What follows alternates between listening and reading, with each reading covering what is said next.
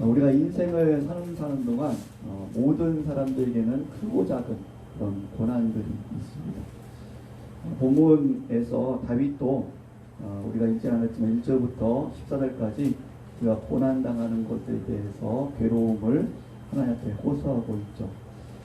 이렇게 고난을 당했을 때에 사람들이 여러 가지 반응을 보입니다. 어떤 사람들은 자신의 신세를 한탄하는 사람이 있기도 하고, 또 다른 사람을 원망하는 사람이 있기도 합니다. 또 하나님을 원망하기도 합니다. 고난을 해결하기 위해 어떤 분들은 다른 사람 것을 빼앗기도 하죠. 자신의 어려움을 해결하기 위해서 다른 사람들을 거짓말을 시키고, 또 사기를 치고, 또 엇박을 하고 하면서 빼앗기도 합니다. 어떤 분은 묵묵히 참고 견뎌내기도 합니다.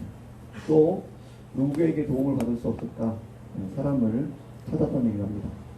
우리 성도님들께서는 고난당할 때에 좀 어떻게 반응을 하고 계십니까? 오늘 성경 말씀을 통해서 다윗이 고난당할 때에 어떻게 행했는가를 보면서 또 우리 성도가 어떻게 고난을 당할 때에 행해야 될 것인가에 대해서 생각해 보고자 합니다.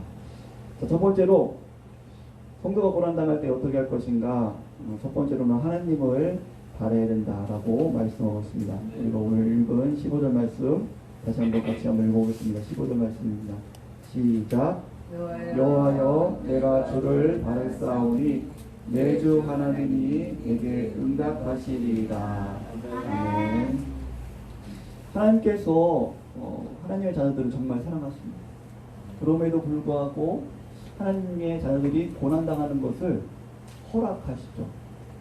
왜 고난당하는 것을 허락하시냐면은 우리의 인생이 하나님 앞에서 겸손해지기 위해서입니다. 이 겸손해진다는 것은 단순히 내 힘으로 사는 것이 아니라 하나님을 의지하고 하나님의 뜻대로 하나님을 주인으로 모시고 사는 삶, 이것이 바로 겸손한 삶입니다. 우리는 겸손하다 그러면 그냥 아무 말 묵묵히 안 하고 그냥 시키는 대로 하고 저 사람 참 겸손해, 자기를 드러내지 않는 그런 사람들 우리는 겸손하다 말을 하지 않습니까? 그런데 성경에서는 겸손한 사람에 대해서 어떻게 말씀하냐면은 하나님을 주인으로 모시는 삶, 하나님을 온전히 의지하는 삶, 그 사람이 겸손한 사람이고 하나님 없이 자신의 힘으로 살아가는 삶, 그 사람은 교만한 사람이다라고 성경에서 말씀하고 있습니다. 그래서 하나님께서는 우리가 하나님을 잊어버리고 막 바쁘게 살다 보면 하나님을 잊어버리고 살 때가 많지 않습니까? 그래서 하나님의 뜻이 무엇인지를 생각하지 않고 내 마음과 내 뜻대로 또 이 땅의 바쁜 삶 속에서 이 땅의 그런 문화 속에 거기는 그런 가치관 속에 결정하면서 살아갈 때가 많아요. 그것이 바로 교만한 삶이죠.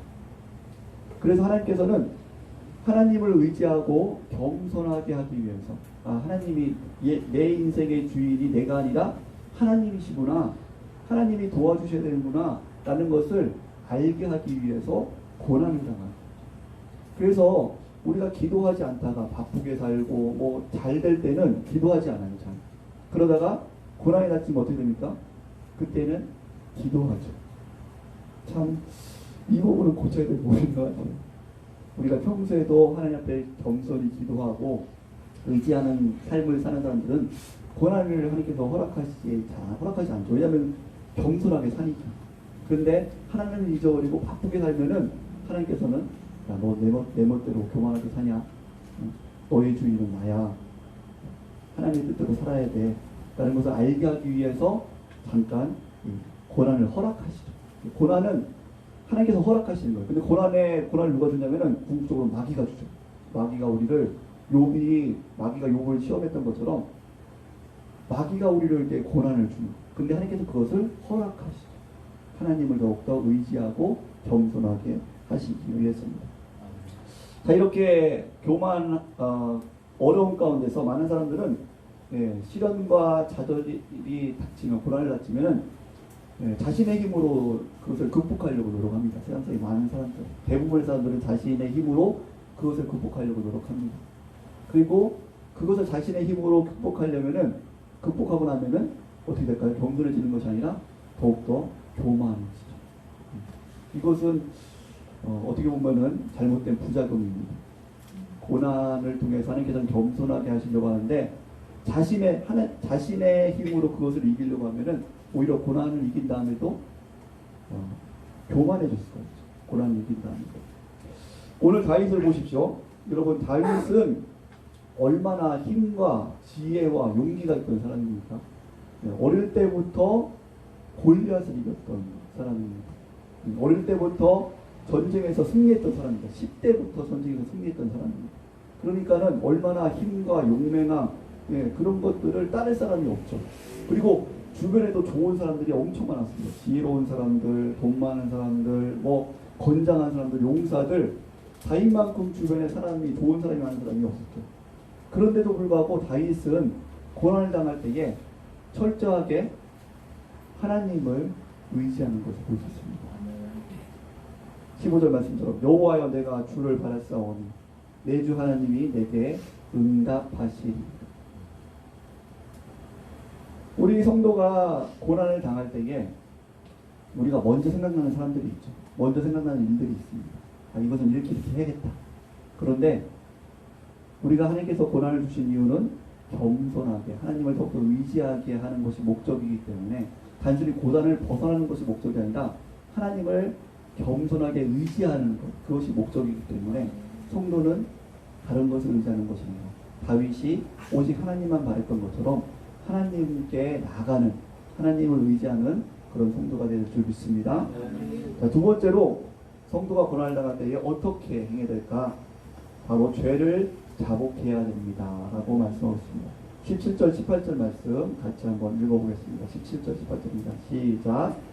내가 넘어지게 되었고 나의 근심이 항상 내 앞에 있사오니 내 죄악을 아뢰고 내 죄를 슬퍼함이니이다.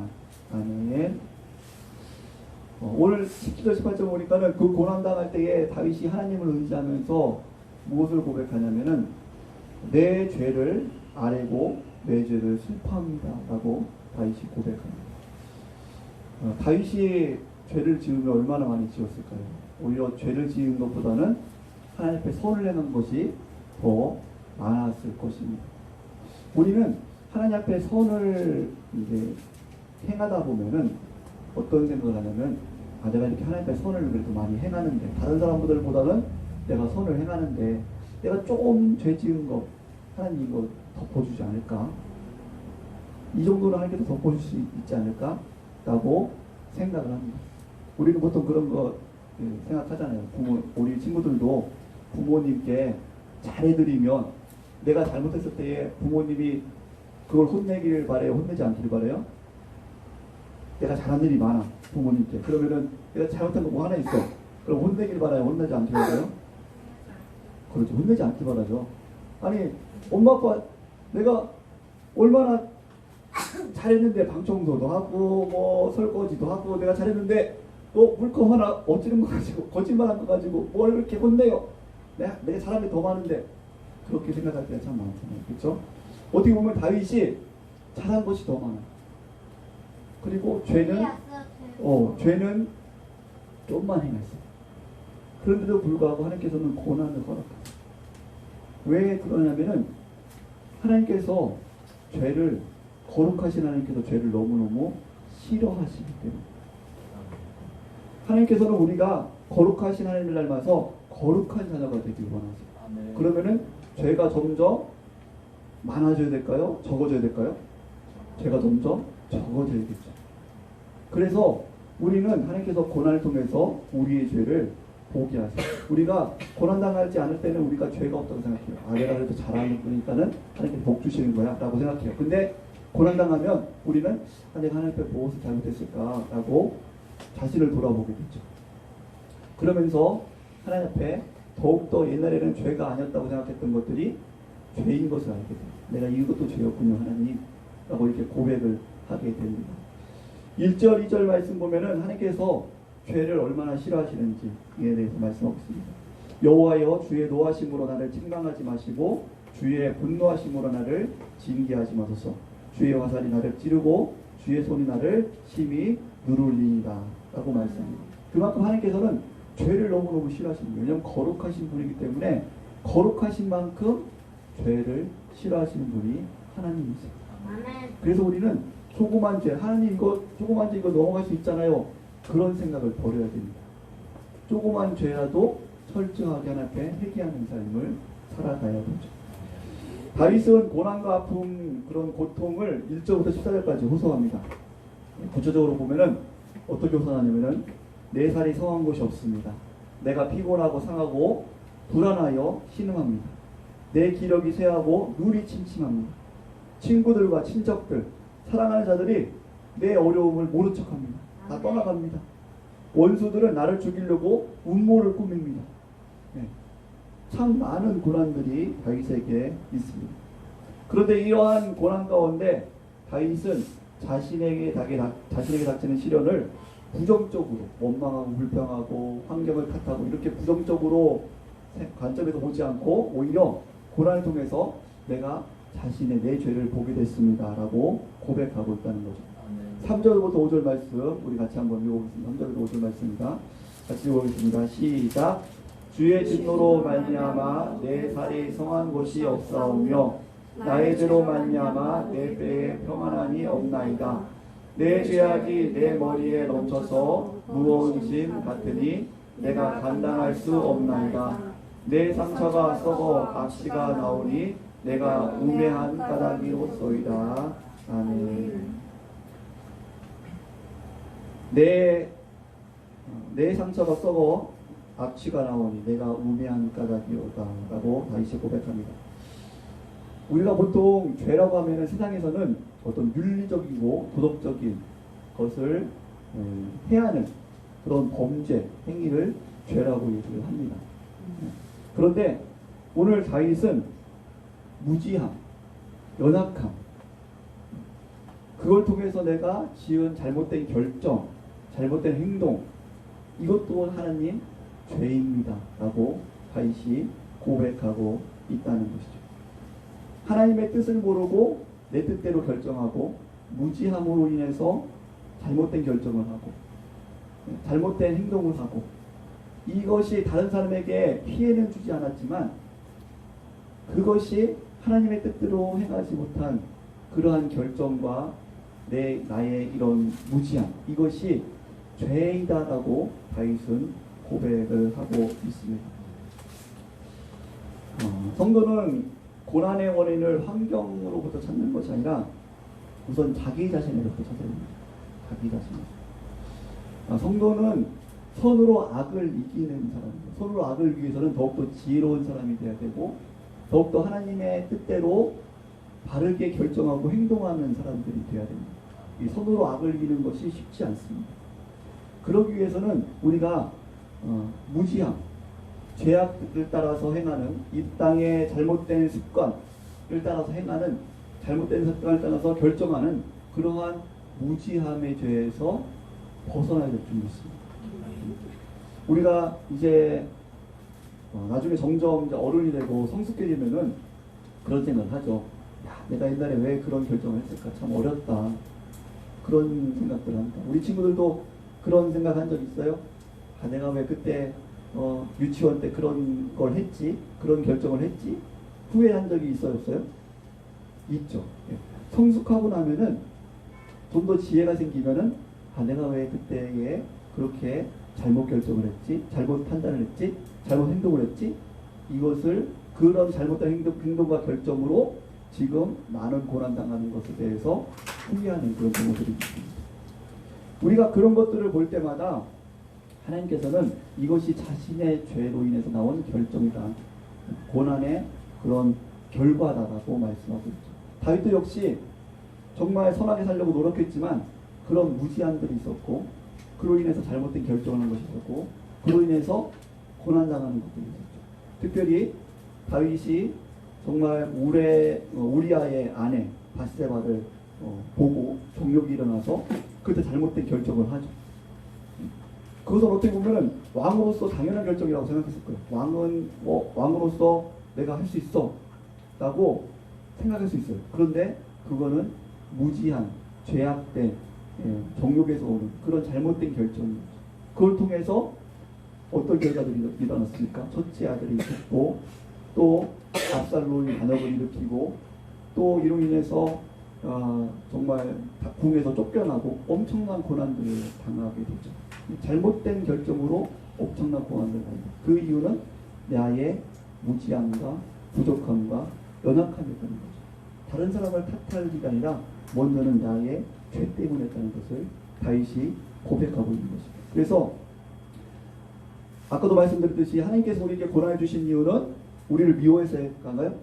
미워해서가 아니라 우리가 잘못해서 고난을 당하는 거죠. 그런데도 하나님께서 우리에게 고난을 주신 이유는 우리로 하여금 더욱더 하나님을 의지하고 하나님의 뜻대로 살아가고 더욱더 거룩한 자로 변화되게 하기 위해서 고난을 허락하시는 거죠.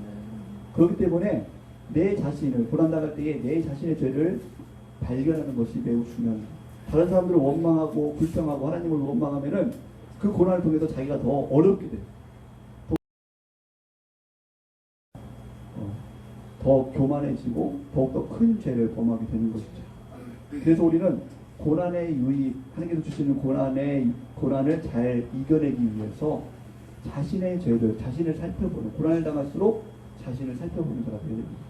하나님, 제가 그때 참 잘 알지 못해서 저의 연약함 때문에 이러한 잘못된 결정을 했고 잘못된 행동을 했습니다. 그걸 위해서 제가 지금 이런 고난을 당하고 있습니다. 주님, 용서해 주십시오. 그때의 저의 부족함을 용서해 주십시오. 이렇게 자신의 죄를 하나님 앞에 회개하고 나갈 때에 우리는 하나님의 또한 용서하심을 받고 또 회복하시는 또 지혜를 얻게 될 줄 믿습니다. 세 번째로는 다윗이 하나님께 구원하심을 고백하며 간구하고 기다려야 된다라고 말씀하고 있습니다.